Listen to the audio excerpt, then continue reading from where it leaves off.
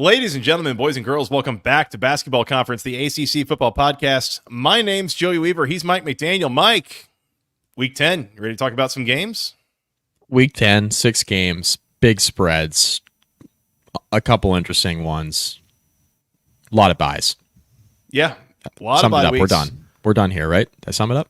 More or less, yeah. You pretty much nailed it. Anything you want to lock up, or you want to get out here and go watch some games? Yeah, we can work on getting out of here already. There you go, Scott. We did it instead of an hour and a half. We did it in a minute and a half. There we go. Yeah, that's right. Fuck off. Used to that. Anyways, we are live, youtube.com/@the-ACC Football Podcast. It is a few minutes after 11 o'clock on Wednesday night, October the 30th. If you're listening to this while, I don't know, giving out candy to trick-or-treaters, I don't know. Thanks for listening. But if you're here with us right now, hit that subscribe button. We appreciate that. Come and join us in the chat. Hit the subscribe button, hit the like button, hit the bell icon. We'd appreciate all of that. You'll find out when we're going to go live next. There's Will Secor. He's with us. What's going on? Welcome. Mike, we are aiming for 500 subscribers by November 1st. And that means we have, 27 hours. Scott, How many more do we need? 4. Just 4. Fractions? 4. What's the fraction? That's 12 thirds. What's the fraction of that? 12 thirds. Okay. Just keeping score at home, Joey. That's all we're doing. How has this podcast not gotten canceled yet? We haven't said 4 subscribers. I just wanted the fractions. That's right. We have young kids just working on some fractions. That's all we're doing. Some math. That's right. This podcast is a big math podcast for what that's worth. I think does Miss Rachel do fractions? I'm sure she does. I don't. Oh God. We don't really do Miss Rachel. Yeah, I've seen. So I don't know. No, we don't. We stopped that quickly. It got too annoying.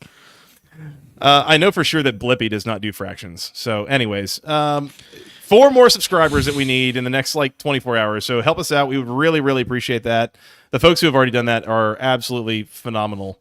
While we're talking about that, we have to give a shout out, Mike. This is something that happened probably about a week ago. We were a little bit negligent.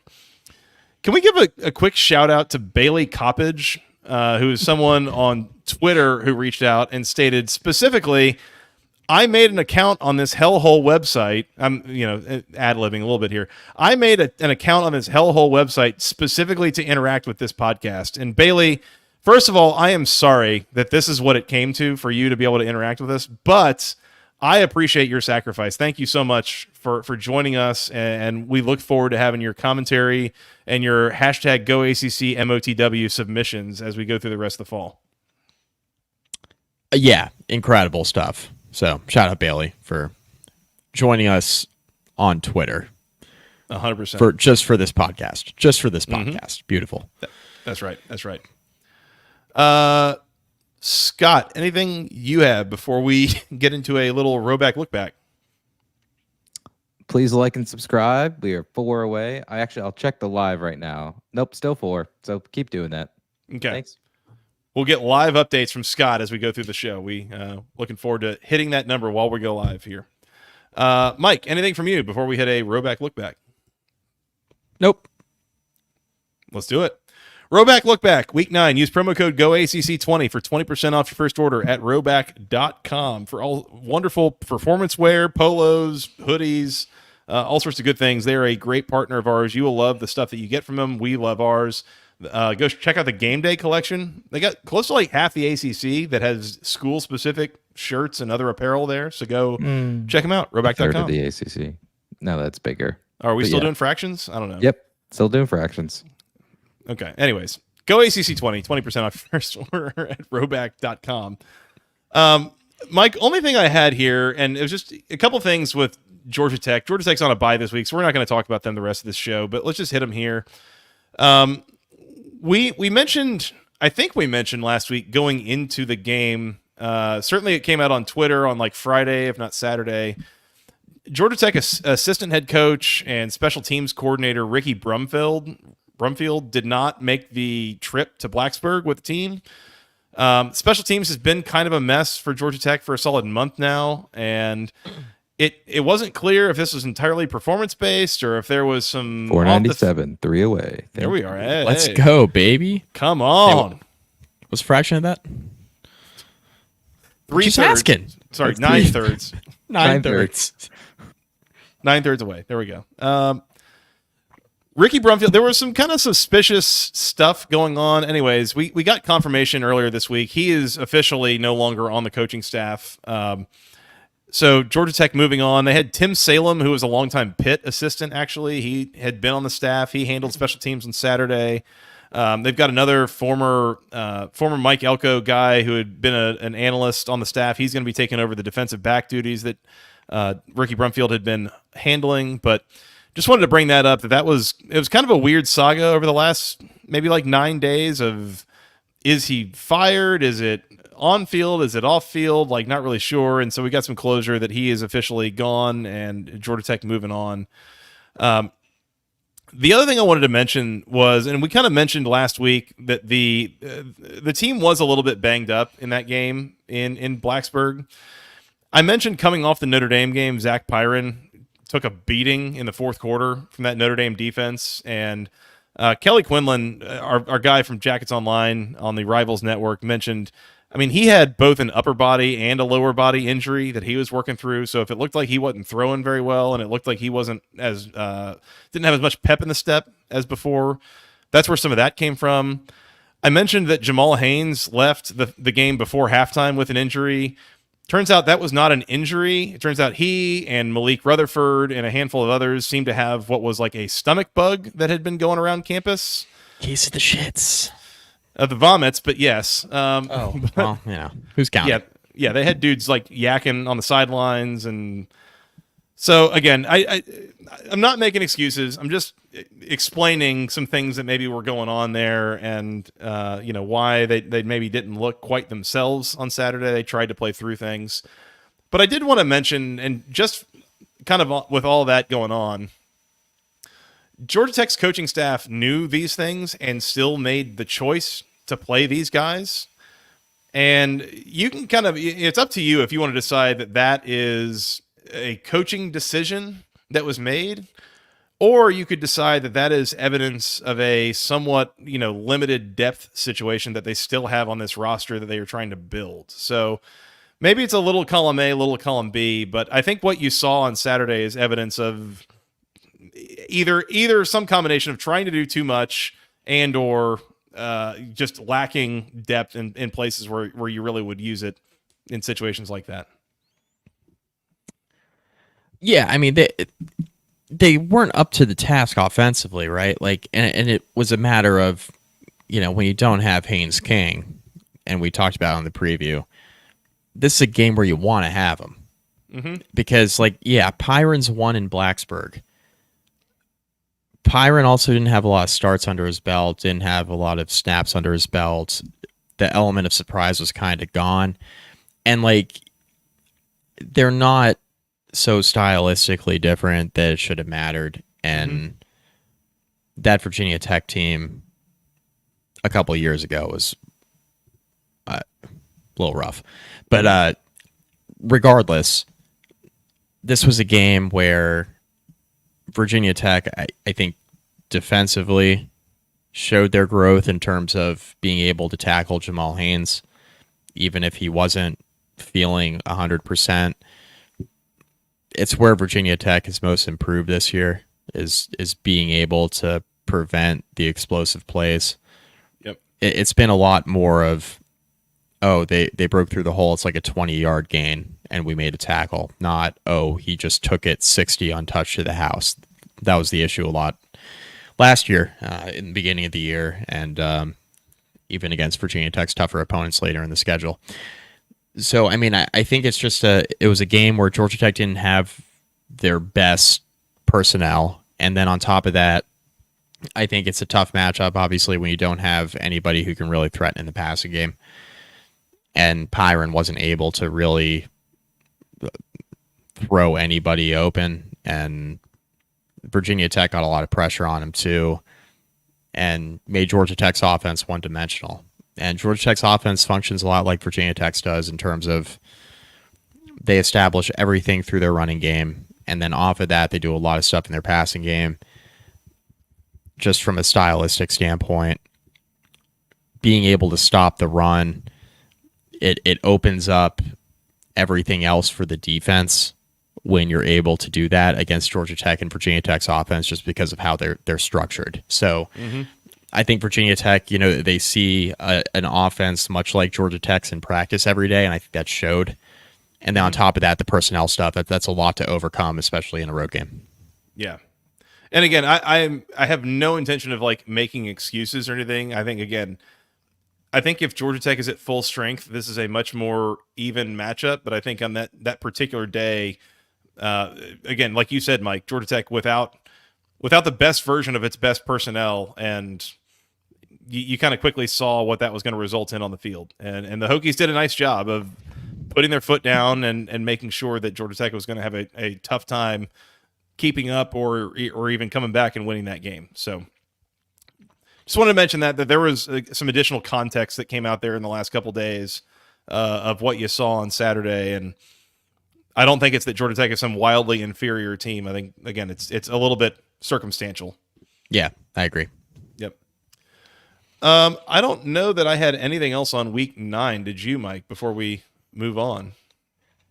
The only thing is, I didn't realize Holstein got really banged up in that Pitt win. That's something I think I in particular glossed over on the recap, and he's been cleared, by the way, and we'll touch on that in the preview here in a few minutes. And looks like he's good to go, as is Kevin Jennings, who we know got banged up. So we'll talk about that when we preview that game here in a bit. But just wanted to clean that up. I didn't realize Holstein was really banged up in that Pitt win, because the offense truthfully wasn't on the field all that much. So that was a surprise to me. I didn't realize that.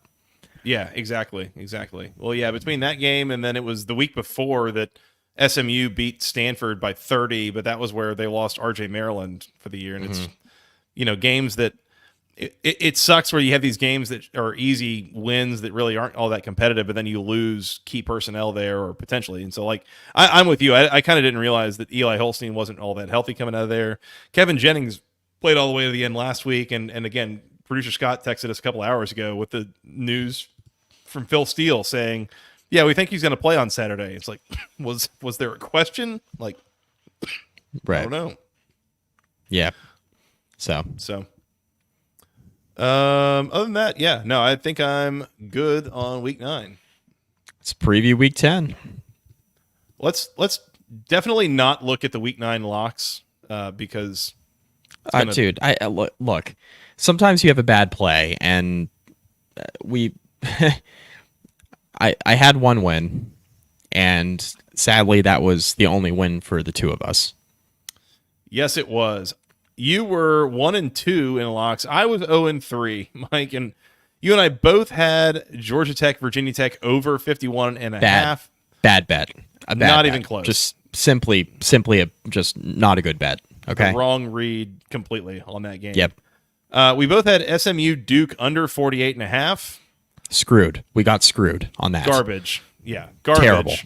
Well under, and then got hosed because Duke can't kick field goals or really just can't do anything functional offensively when it counts in that game. We deserve better. Miami, Florida State over 54.5, where Miami kicked a whole bunch of red zone green zone field goals at the very least that they have not done all year, and we missed it by 4.5 points. So Joey, good news. Good news. Miami scored on almost every single one of their offensive possessions. Bad news. A lot of them were field goals. Ridiculous. They should have gotten to 54 by themselves.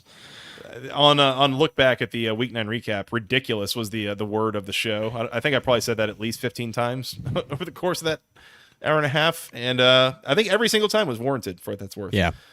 And then, Mike, as you alluded to, you had North Carolina plus the 4, and you did not need those points. You could have laid the better part of 40, and you still would have gotten there.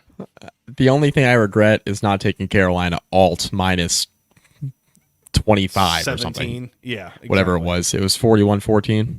It was a lot. Yeah, a lot to a little. Not close. So that leaves you are now squarely in the lead here, Mike, at 12-9 on the year. I am 9-10, under 500 for the first time since early in the season, and not feeling good. So we gotta get this right. We'll see. Big spreads this week. Week 10, big spreads. What could possibly go wrong? We got 6 games, Mike. They're all conference games. We got 6 teams on bye. Sorry, 6. I said 6. 5 teams on bye in no particular order, in the order that I kind of came up with them. It was Georgia Tech, Wake Forest, Virginia, Boston College, and Cal, all on bye weeks this week, which leaves us again with the 6 conference games with 12 conference teams.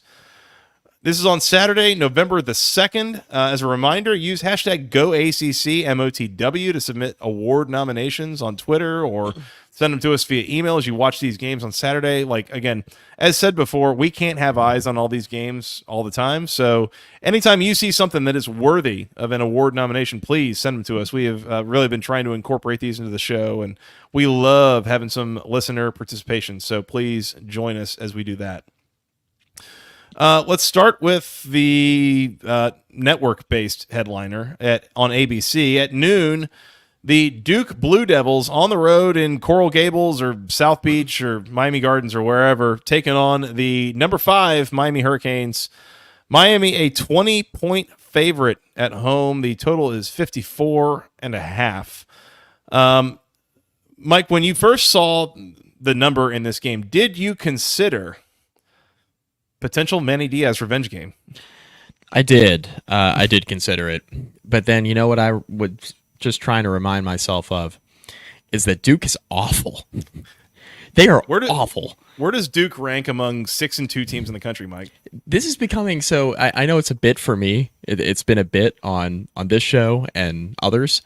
I know it's become a bit for me personally. But when I hear esteemed Alex Kirshner of Split Zone Duo called Duke the worst 6-win team of all time, and that it's like a masterclass that Manny Diaz has gotten this team to a bowl game, I entirely and wholeheartedly agree. I'm just glad my take is spreading to national podcasts. Like, that's definitely where they got it from. They definitely got it from me. Everyone's listening to Basketball Conference. They need to subscribe, by the way. They do need to subscribe. We're trying to get to 500 followers. Scott, where are we at now? 497 still? Yep, we're holding steady. That's okay. Damn it. All right. Well, you know, get it out there. We have 69 people watching us right now. Really nice. Hey, nice. There it is. Oh, perfect. A perfect drop. There is a perfect drop. Please. Yeah. Yep. Please. A perfect drop at a perfect moment. I don't see how Duke's offense does anything in this game. I know Miami's defense has had its struggles, and it's been mostly against teams that can test them on that side of the ball. I just don't think Duke is it. I don't think Duke's got it, right? I don't see Star Thomas really getting enough going on the ground to really test Miami and open up the passing game for Malik Murphy. I don't see a scenario where Duke's receivers are really going to test Miami's secondary. 498. Oh, let's go. 8 fourths, 10 fifths, 100th, 150ths. Fractions, baby. I lost my train of thought. I just don't think Duke's offense. Or what's the? We playing 2048? I just don't think that 499. Duke's. Oh, we're almost there. That's a harder fraction. That's a harder fraction. That's a tougher fraction. That's just 3 out of 3, dog. That's 3 out of 3. Anything over 2 anything. out of 2. Shout out to Sue Harold. Sue Harold. Thank you very much, Sue. Like I said, I don't think Duke's offense has the juice. And I think this is like crockpot situation. Can Miami finish drives in a way that they didn't a week ago against Florida State? Bang! 500. Shout out the gang. Let's go. By November. This preview's been totally derailed by our subscriber climb. Let's go. Worth it. Shout out to the people getting us there. Let's go, baby. Let's go. 500 subscribers officially. Love it. Shout out to the people. Thank you guys so much. All that to say, we're laying it with Miami. Laying them. Thank the guy from Louisville. If that's you, Dave, thank you, Dave. Dave Brown, Bourbon Hunter, our guy. Louisville, boots on the ground up there. Yep. Very much appreciated. Lay 'em with the Hurricanes. I think they finish drives here. I think Duke is going to have some trouble scoring to keep up. like 34-10, maybe. If Miami really wants to lay it on them, they can. I'm not touching the total. I'm not touching the total here. I was going to say 34-10 would go comfortably under. Yeah, I think maybe lean under, if you get a situation where Miami doesn't finish drives again. But I don't see a scenario where you're like seeing Duke score more than 14 to 17 points here. That would be a surprise. Yeah. That's a smart pick, Mike. It's smart. Laying the points with Miami. And I'm kind of tempted to do something dumb here. Of course. Why not? I mean, for what it's worth, I'm not locking this up because I'm not that confident in it, but I can just see a scenario. So for what it's worth, Duke's offense has been a major problem this year, right? Like they cannot consistently move the ball at all. They have a couple moments of an explosive play here or there in certain games, and they're clearly able to get on the scoreboard for like 14 to 17 points. And Miami's defense will give up an explosive play here or there. Like they are not immune to that. And I just wonder if Duke's defense is good enough, can find a way to confuse Cam Ward, can do enough to keep this to like a 17-point game. Make it like 34 to 17, something like that. So give me Duke and the points and give me the under. I'm not locking this up by any stretch. Why? It's too easy. Miami's at home and only favored by 20 against a Duke team that can't score, right? Like, it's too easy. So why would I take the points? Well, that's why. I think Duke's defense is actually fairly legit and has found ways to keep them in games and make games a lot closer than they should have been for a lot of this year. So yeah, I don't love it. Not going to lock it up, but I think they keep it close. And if I think that Duke is going to cover here, this is definitely Duke in the under.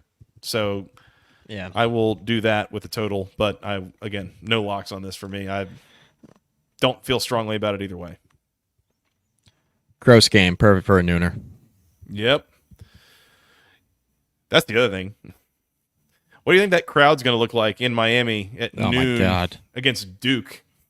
They're still cleaning themselves up from the night before. That sounds like someone way who's worse. been to Miami before. that sounded way worse than I intended, but it's pretty funny actually. Yeah, exactly. So yeah, I think Duke finds a way, keeps it close, under, and I mean, hell, what Miami has one ACC win so far by more than one score. Yeah, and it was last week against an offense that's just as bad as the one they're seeing on Saturday.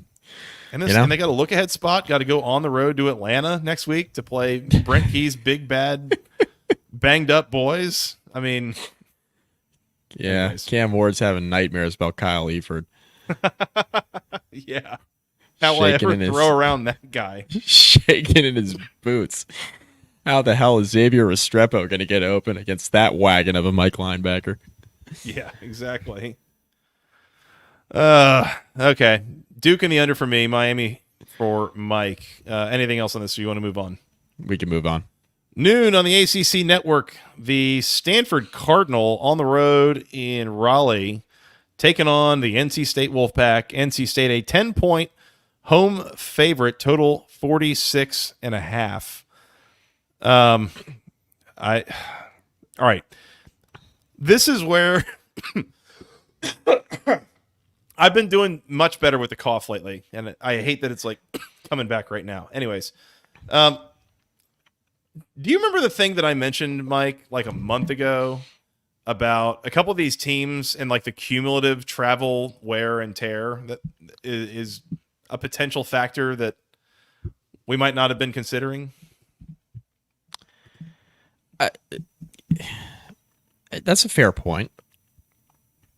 It's just something I think about. And I mean, so Stanford to this point has had road trips at Syracuse, at Clemson, and at Notre Dame. Now that it's been a couple weeks since they've done any of that. They've been at home for a while, but It's November. We've been doing this for a while. You're already kind of banged up. I just wonder a little bit about Stanford going on the road again, all the way across the country against an NC State team that seems like it's improving. It's figuring out at least who it is, who it wants to be. I don't like this spot for Stanford, Mike. I feel like Stanford at this point lost to Wake Forest at home, making it bona fide like the worst team in the ACC at this point. Yeah. Yeah, I agree. I don't mean to sidetrack this, but this is one of the funniest comments I've ever seen, and this is for the last game. I just need to bring it up super, super fast. Will Secor, my little brother, he's a gross Georgia grad, who's in grad school at Miami, is such a hater that he goes to Canes games to cheer against them, which, go ACC to that. That's all I have to say. That's a commitment to the grind, is what that is. I personally really appreciate the follow-up comment that he saw the Hail Mario last year in person. That's a new one, and I love it. That is a professional hater. That's like the definition of the meme of the guy showing up, the hater showing up to the funeral. Yeah. That's a definition of the meme. I'm with you on this game though. Stanford's really bad. Stanford has not won an FBS. This is a road game, but they have not won an FBS home game under Troy Taylor yet, and they're like 0 for their last 12 or something crazy. Heard on Split Zone Duo. That's insane. That's crazy. So anyway, they still got some work to do. I'm laying it with NC State. I'm with you. I think NC State's offense is trending in a little bit better direction, and defensively they've been pretty okay all year. It's just been the offense that has really struggled. And then they've had games where they've really had issues playing complementary football. I think they've cleaned that up a little bit. They're starting to look like a bowl team again. And I know we've been making fun of them pretty much the entire season. But this is a game I think they're going to win. 10-point favorite. I think you find a way here. I really like the under. I like it so much. I'm going to go ahead and lock up under 46.5. Let's do it. You better lock it up. You better lock it up. No, you lock it up. Lock it up. Lock it up. Lock it up. Please. I think the only way this goes over the total is if Ashton Daniels gifts NC State a couple short fields.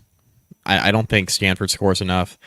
And while NC State's offense is improving, I don't really trust NC State to score more than like 24 points here.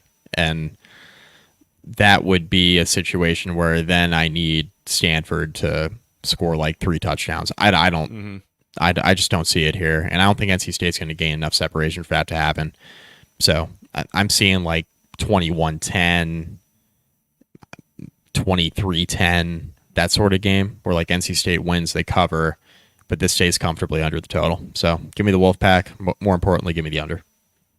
I see what you're thinking there. I'm not going to lock it up personally, but I mean, it's just that's a really low number for a game where can Stanford's defense hold up for a full 60 minutes? And not that NC State's offense is like some juggernaut, but like they have shown the ability to pull off a big play from here, from time to time. So like, can Stanford keep that from happening for a full 60 minutes, more than a couple times? Like we'll have to see. But I like where your head's at on the under there. Cause I agree. Yeah. 31-10 or something like that, I think is completely in play in this game. But I like NC State to cover for sure. Yeah. So I think we're in agreement. There you go. NC State for the both of us. Oh, Guess what, boys? oh no, Don't, Scott. Oh, no, Scott. Don't do this. Don't do it. Don't do it. I forgot about this. You texted us this and I forgot about it. Dear God, don't do this.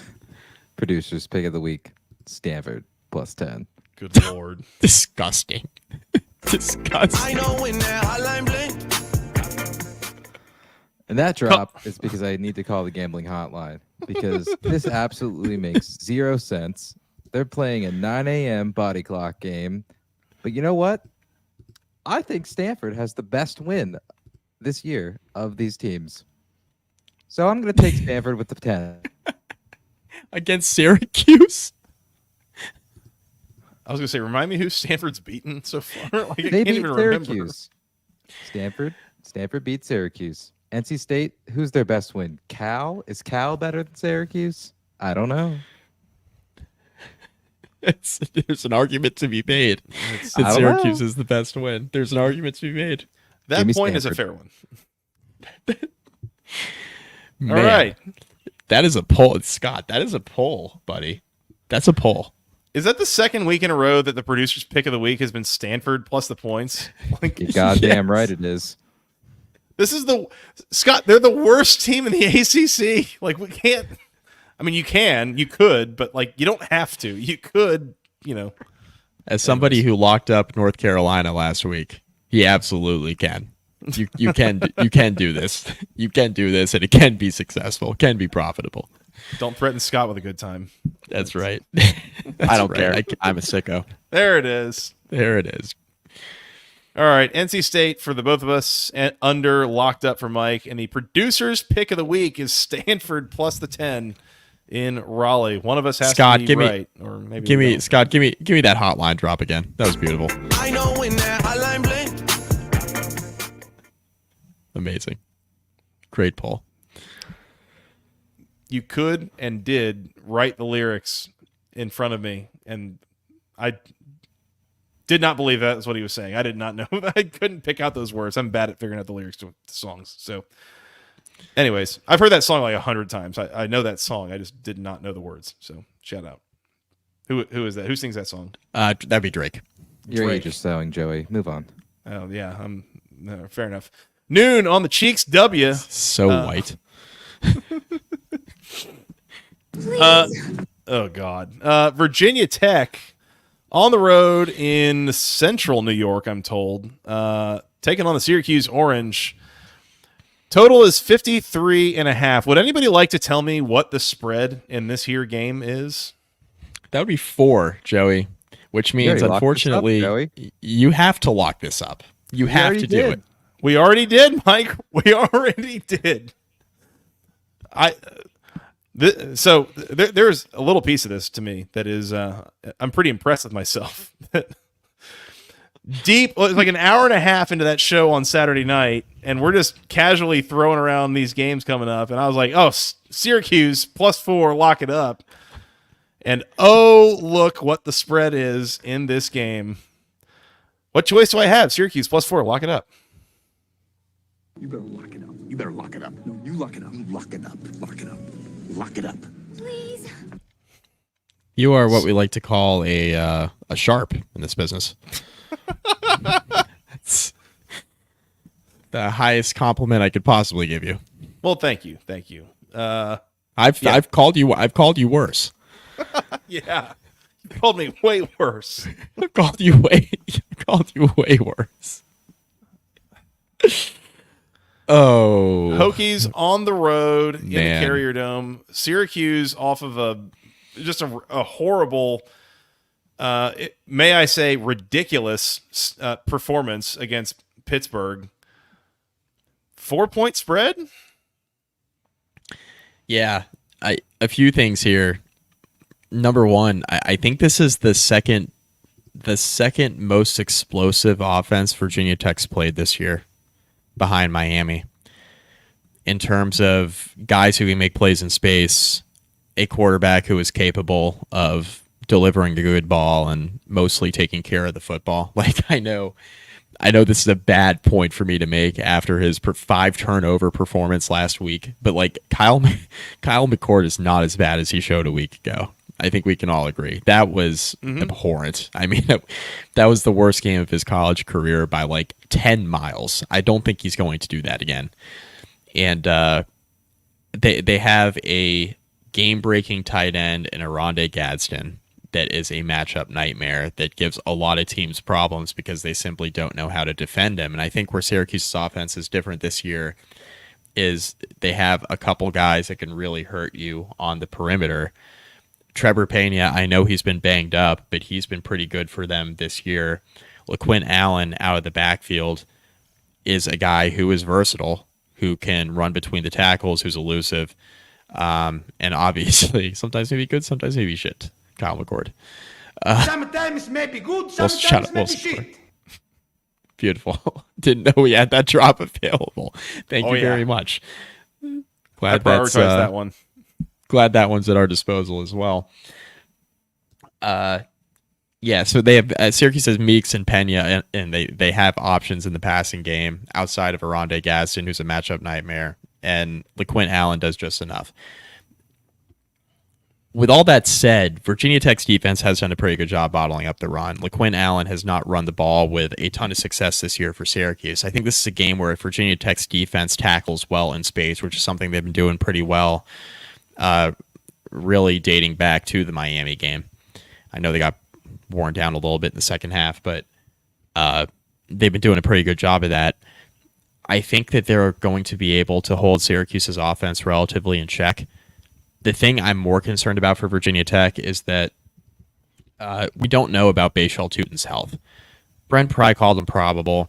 There's pictures of him practicing today, but then the open media portion, Tutin wasn't doing anything, so it's hard to tell how healthy he's going to be in this game, and that's significant. Syracuse has a top 35 defense against the run, but once again, you look at Syracuse's schedule and you're like, okay, who is who is Syracuse faced that is going to be as good at running the football as Virginia Tech?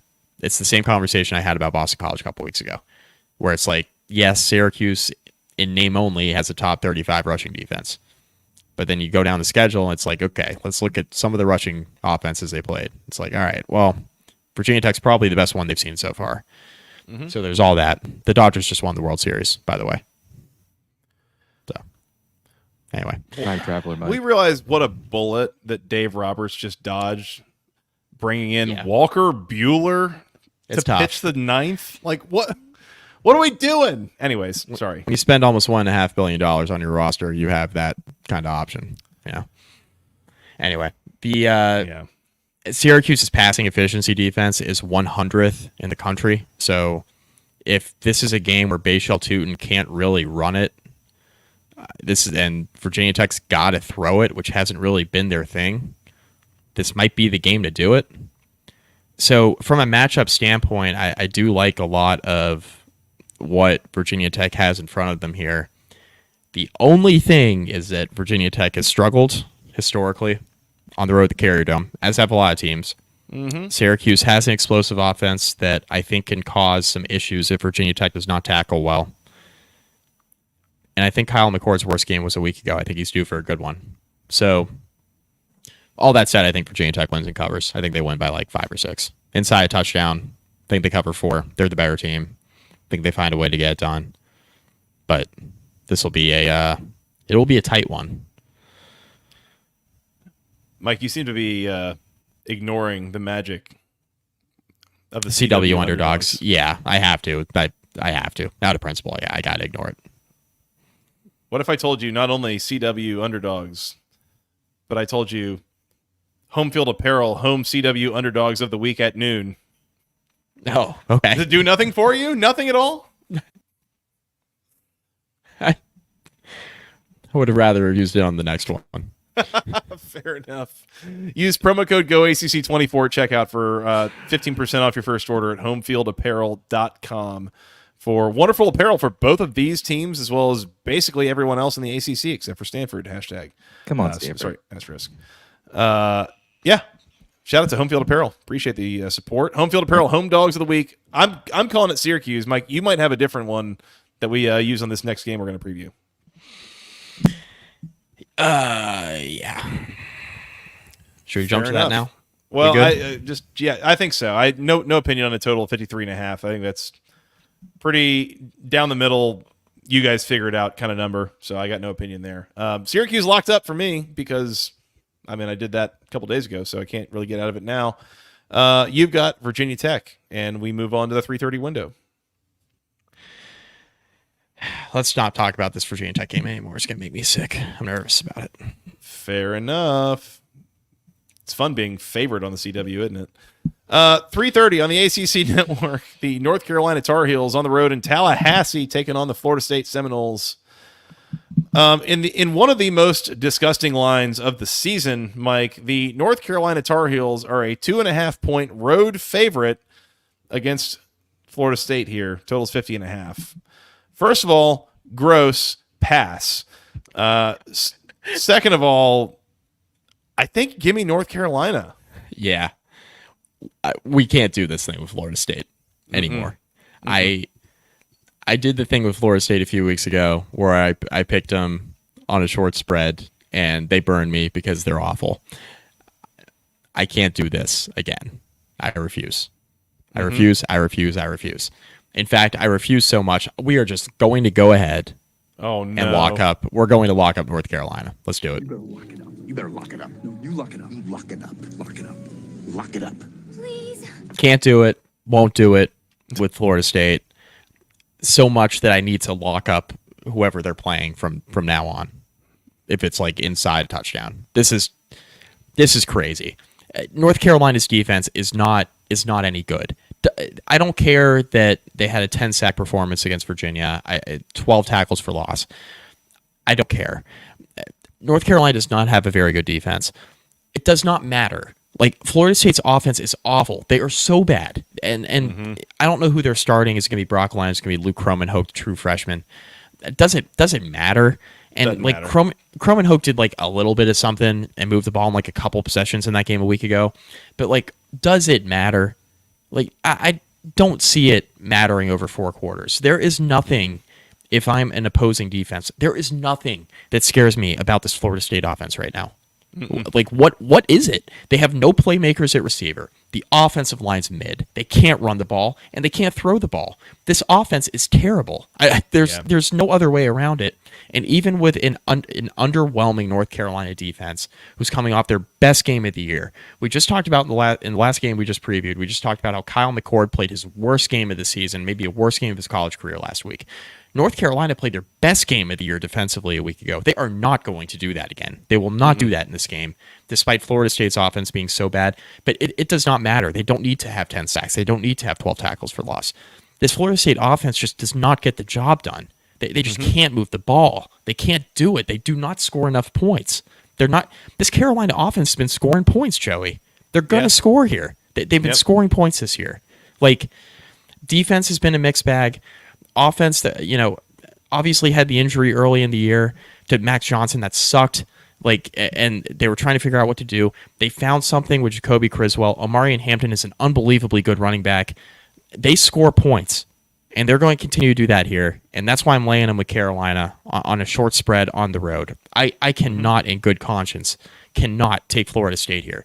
If they win on, short home dog and they figure it out, and this is the week where they decide that they're going to step up and win an ACC game, be my guest. If this is the one, hats off to you. I'll give you a hat tip on the recap on Saturday night, and we'll all move forward. And they'll beat Charleston Southern and go 3-9. Great year.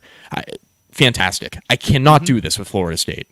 I'm a little up in arms about this. I cannot do it anymore with the Seminoles. Well, damn, Can't Mike. watch them anymore. Tell me how you really feel. Can't do it. Refuse. Won't do it. Closet Florida State fan Mike over I here. think the under is a sneaky good play as well. It might be. Yeah, might be. I like that play, Scott. I'm gonna say something that you're not gonna catch me saying a whole lot, or do something that you're not gonna catch me doing a whole lot on this show, or really just in life in general. I am gonna give Jeff Collins a little bit of credit here, and this, yeah. Like I said, you're not going to catch me doing it a whole lot. But in this particular case, I want to say that his defenses that I saw at Georgia Tech, while a lot of the times were just a complete circus in the worst way, there were games where they went up against fairly underwhelming or kind of like poorly coached or just offenses that were like just kind of flailing at times. And it's like he only won 10 games in like 3.25 years, since we're doing fractions tonight. But the games that he did win, a lot of times they were in blowouts, because it was like that. If his defenses could ever get an opposing offense on their heels, they could just completely overwhelm them. And so I think back to, I went to the game that Georgia Tech hosted Duke in the COVID year. I go back to the game they hosted against Louisville in the COVID year, that Satterfield Louisville team, and then that was like a late stage Cutcliffe Duke team. And when those are offenses that don't have a whole lot that they can kind of consistently lean on, and they're kind of just guessing and trying to find something week to week that works. And I can completely see this happening again in this particular game against a Florida State offense that lacks for identity, that really struggles for any sort of consistency. Yep. You saw North Carolina rip off 10 sacks against Virginia last week. Do I think that they can confuse and overwhelm a couple of young quarterbacks for Florida State behind an offensive line that has struggled to find any consistency, with receivers that aren't really threatening down the field, like all that stuff? Yeah, I do. I think North Carolina can make this Florida State offense look really bad. And again, for as much as I don't think all that highly of Jeff Collins at this point, I don't think that he has some crazy secret sauce that has fixed North Carolina's defense. But I think in this particular spot, they are set up to make a real mess of the Seminoles offense. And I think they can, and I think they will. I'm with you. I think North Carolina wins this game. Small number. I am tempted to lock it up, but there's a little bit of a piece of me that wonders if this is just a week that Florida State finds a way to come alive and win this game. And I mean, if Florida State could move the ball against anybody, it's probably Jeff Collins' defense, right? I mean, contrary to everything I just said, but I mean, who the hell knows with half of these teams week to week, right? Yeah, I agree. I agree with all that, and it's a principal pick on my part. I can't come out that strong with the anti-Florida State stuff and then not pick Carolina minus the 2.5. So It's just out of principle, because that's the type of guy that I am, Joey, as you know. A man of principle. That's right. You are, Mike. You are. So, yeah. I like your thought leaning towards the under here as well. You said under here, right? Yeah, and I thought that was a great call by Scott as well. Yep. Yeah. Yep. No, I agree. Again, I'll go ahead and make that a pick. I'll say North Carolina in the under. I won't lock anything up here because, again, this is, to me, two of the bottom, 5, 6 teams in the ACC, and just who the hell knows on any given week. Yeah, that's fair. So, fair enough. All right. North Carolina and the under for me. North Carolina minus 2.5 locked up for Mr. Mike McDaniel. Mike, I just want to call out Georgia Tech is on a bye week, but still owns both of these teams. So this preview brought to you by Section103.com, the internet's premier place for all things. Still love Jeff Collins. Wonderful Georgia Tech apparel. Use promo code GOACC for 10% off your first order at checkout. I'm wearing one of the officially word-marked official Tech Gold performance shirts right now.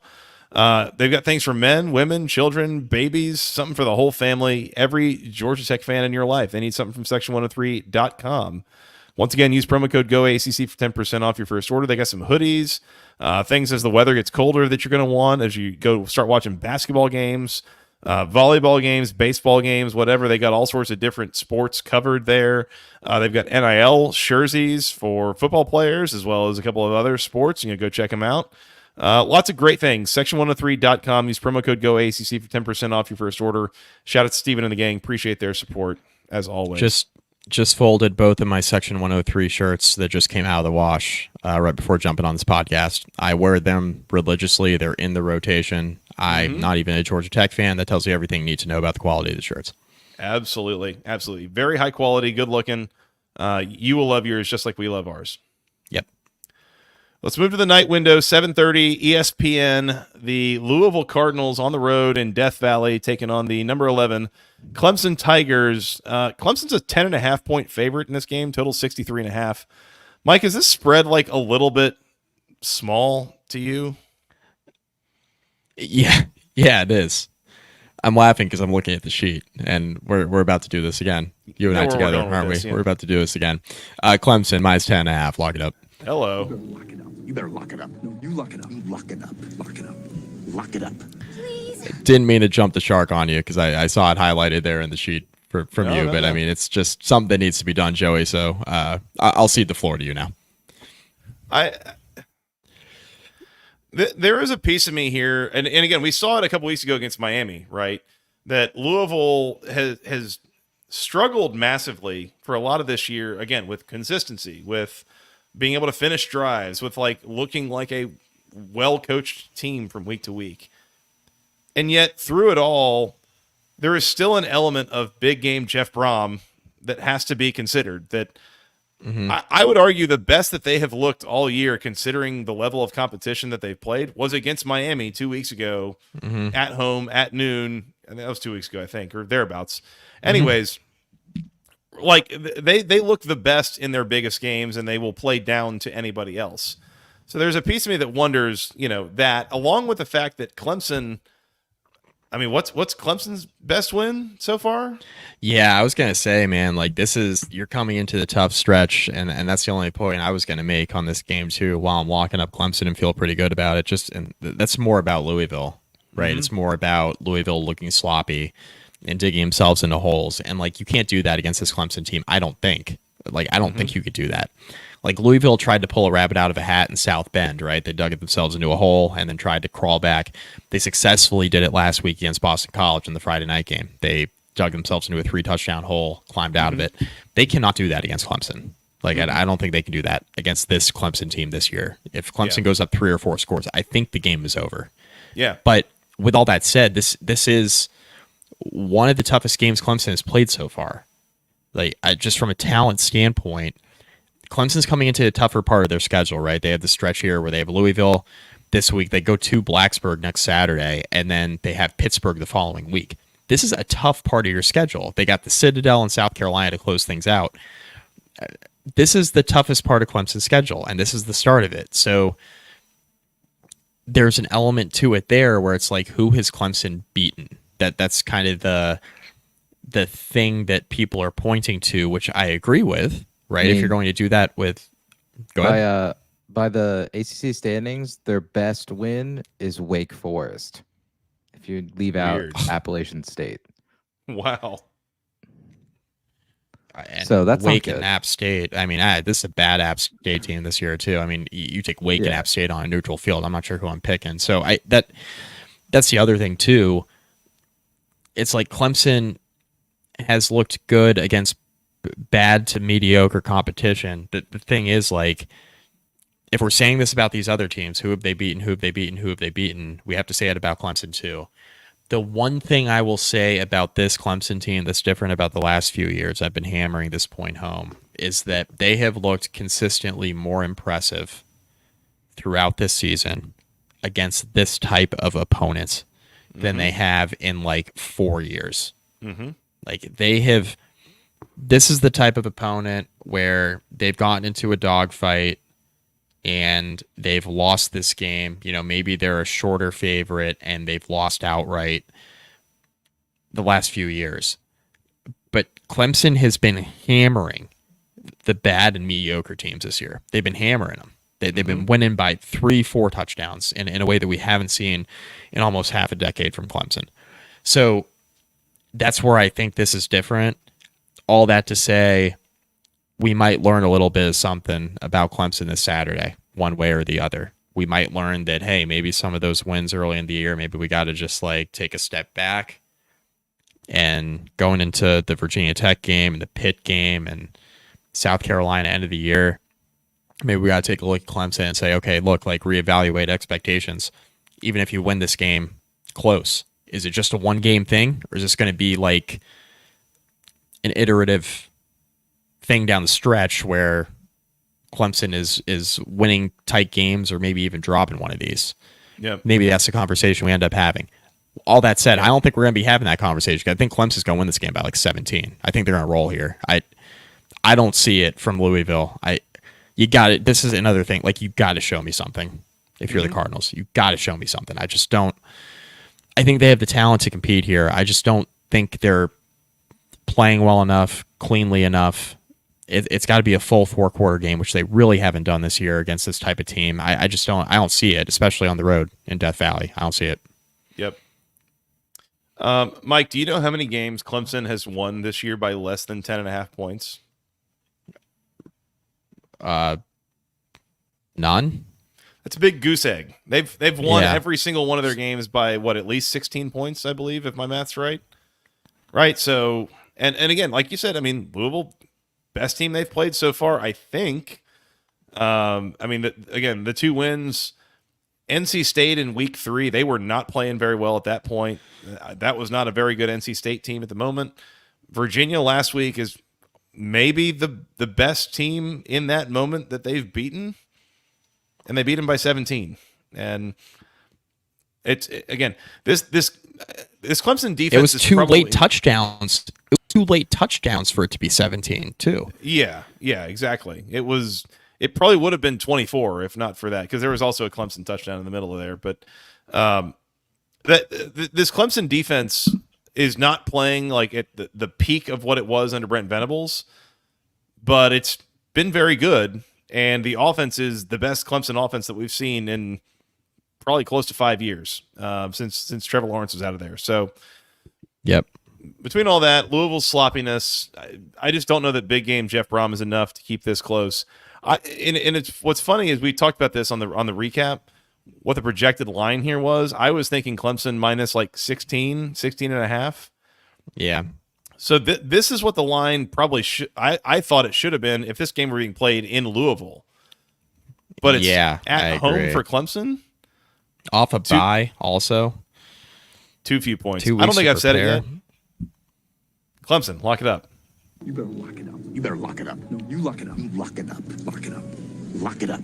Please. I didn't even mention Good pick. off a bye 2 weeks to prepare. Yeah, I'm with you. Double barrel. Not enough points. Last time we did a double barrel lock with Clemson, we lost. So let's figure that out this time around. We started off like 4-0 in double barrel locks, and I think we've lost 3 in a row or something like that. It's been a tough stretch. No time like the present to get that turned around. That's right. Total 63 and a half. I'm going to lean over just because these high octane offense potential kind of games just find their way over in this day and age, but won't be locking that up. I'm going to stay off the total Fair enough. with 2 explosive offenses. Clemson 45-24. Sounds right. Yeah, that does sound about right. Fair enough. All right. Last one, 8 o'clock, ACC Network. The number 18 Pitt Panthers on the road, taking on the number 20 SMU Mustangs. They're in Dallas there.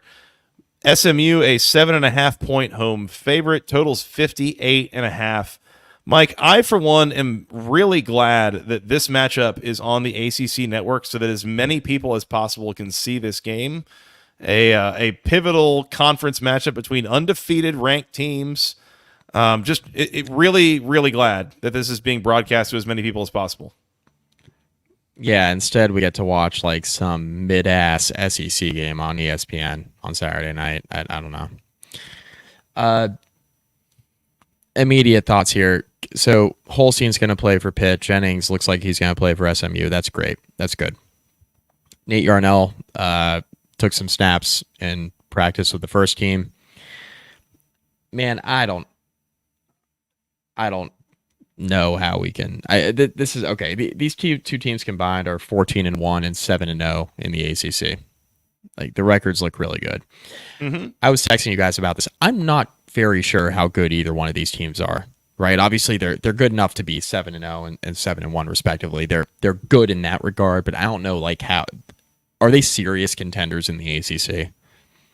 Like the record says they are, but like are they serious? We're gonna find out down the stretch. Mm-hmm. I think this is an elimination game for SMU. It's not for Pittsburgh because Pittsburgh still gets to play Clemson in a couple weeks. So this is not necessarily an elimination game for Pittsburgh if they go out and lose this game. I think it is for SMU. I think SMU absolutely has to have it just given who they've played and what the conference schedule looks like and what the tiebreak scenarios look like. I think this is like a have-to-have-it game for SMU, in my opinion. Elimination from what? ACC title. Okay, all right, yeah.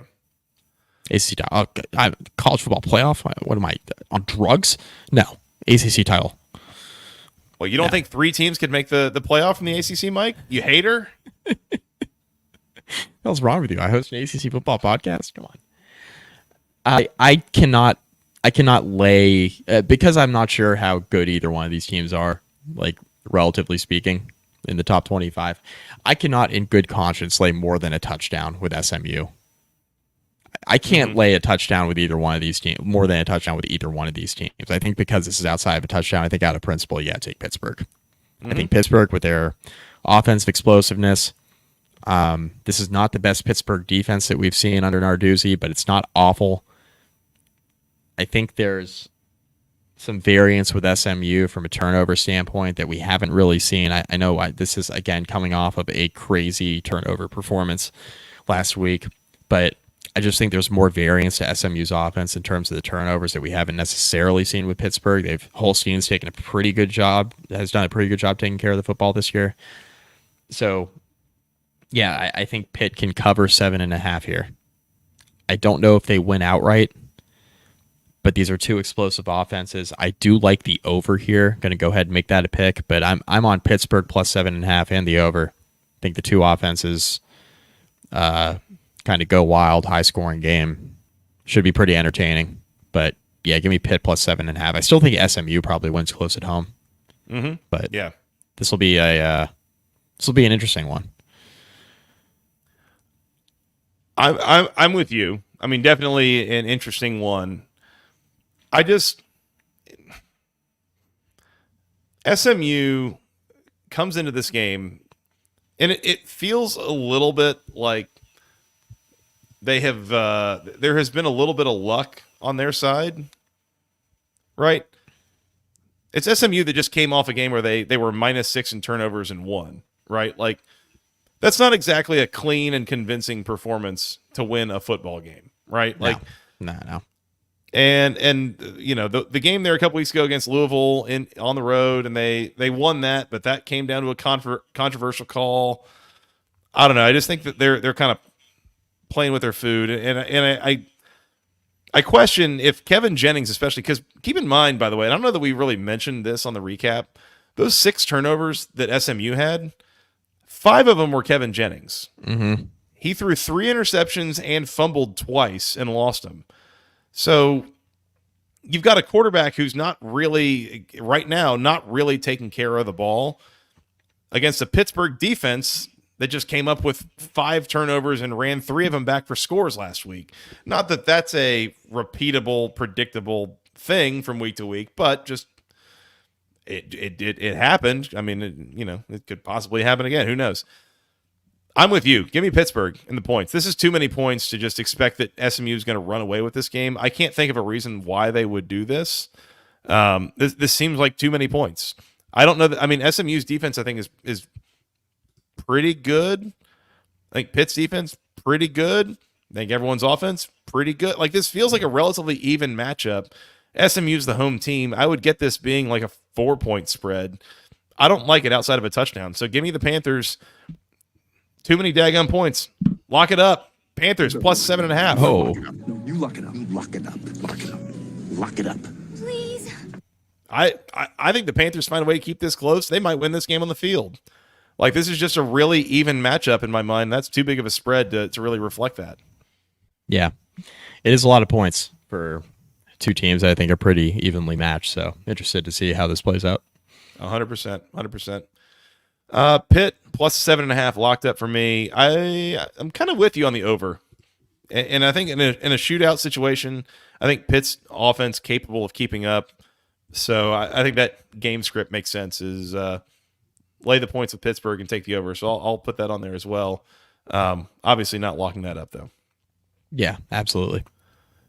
Pitt plus the 7.5 locked up for me. You've got Pitt plus the 7.5 as well, not locked up, and both of us have the over.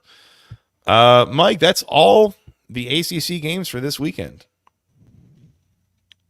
Done. Hour and 4 minutes, Scott. And are there any other games? No? Maybe? No? Action starts next week. Yeah. Good. Everyone I know what I'll be enjoy your- watching Tuesday night. Yeah, you're gonna be watching Bowling Green, baby. I will be watching Bowling Green. What do you think? Hell I'm watching yeah. something else? I'd rather. Never mind. Bite my tongue. What else? There's something else. There's something else Tuesday night. The first college football playoff rankings. That's the one. Yeah, that's exactly what I was thinking of, and I was like, yeah, that's gonna be a good night for Netflix. So Yeah. Yeah. be watching anything else but that. Yes. But as you said, thankfully, Bowling Green will be on the TV too, so we'll be watching that. Let's go. Roll Falcons. Roll Be the Falcons. over. For the over. You know, I sensed earlier in the season, I sensed some unrest in the Virginia Tech fan base with their offensive coordinator. And I just want to say that if the Hokies elect to move on from Tyler Bowen and they're looking for someone, I can think of someone who knows a little bit about Blacksburg and has a history as an offensive coordinator in case they're interested. And it's Scott Leffler. No, God! No, God, please, no! No! No! No! Hey, Each Scott. their own. Scott, I'm going to give you an opportunity to tell the people about a bet that you placed this week.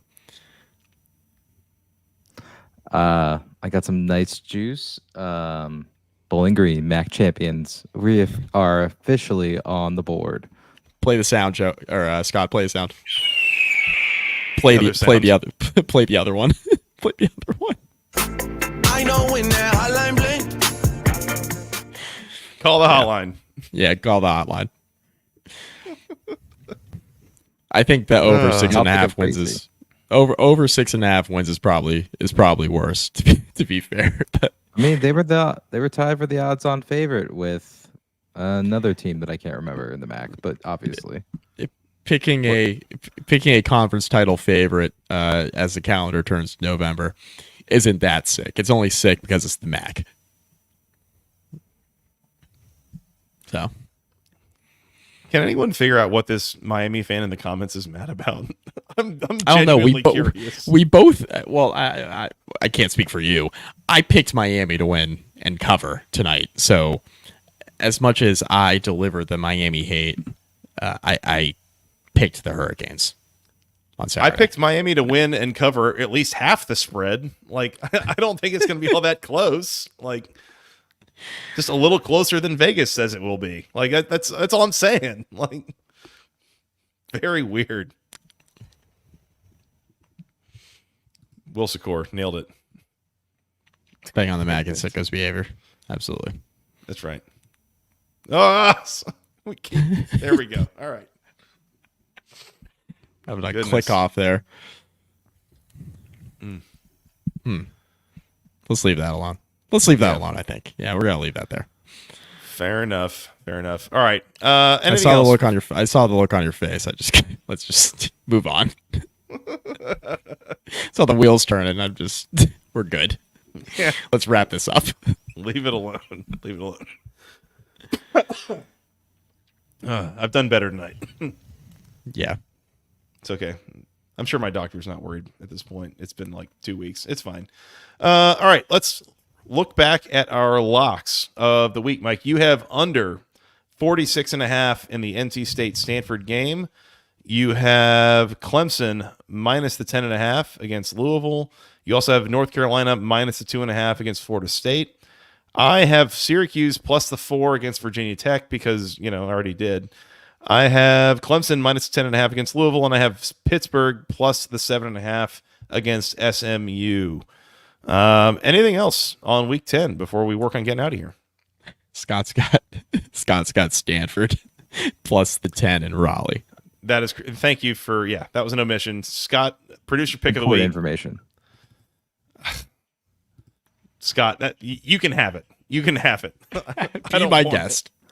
Be my guest. One piece of information for the next two recaps. I will be out of town, so you're gonna have to deal with these two without me. Sorry. If you want to be mad at anybody for all this it's on Scott. Like, we can't be held responsible for our own inadequacies running this show. This is true. Fair enough. This is true. He does have a good defense for being out of town for the recap a week from now. He will be in Blacksburg. Well, that'll be fun. hopefully we don't die.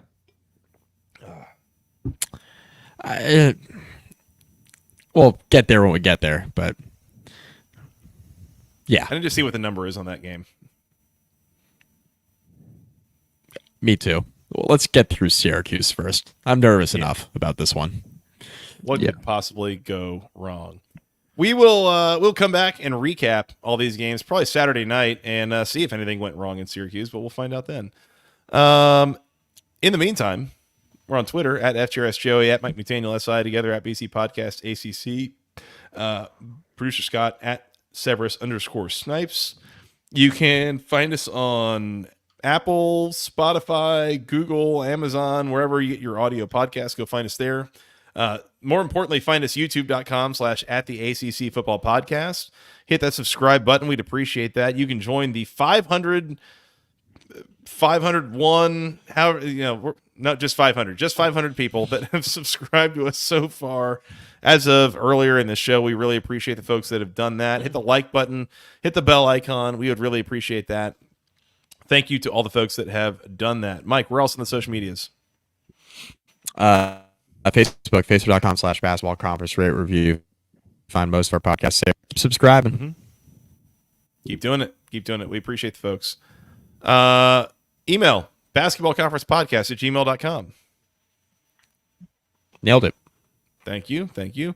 And as a reminder, as you watch these games on Saturday, you see stuff on Twitter or wherever else, or you want to send us an email with stuff, use hashtag GoACCMOTW to let us know of your award nominations as we come back and probably recap these games Saturday night, usually a few minutes after midnight Eastern.